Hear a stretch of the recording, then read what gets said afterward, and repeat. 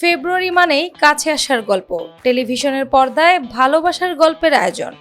৩ নাটকের জন্য অধীর আগ্রহ নিয়ে অপেক্ষায় থাকতেন দর্শকেরা।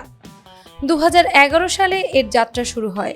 এত বছরেও এর আবেদন একটুও কমেনি, বরং বেড়েছে। সময়ের সঙ্গে সঙ্গে এ আয়োজন হয়েছে যুগোপযোগী। যুগ পেরিয়েছে, বদলেছে সময়, বদলেছে দর্শকের অভ্যাস ও রুচি। তাই নতুন পথে হাঁটার উদ্যোগ নেয় ক্লোজ আপ বাংলাদেশ।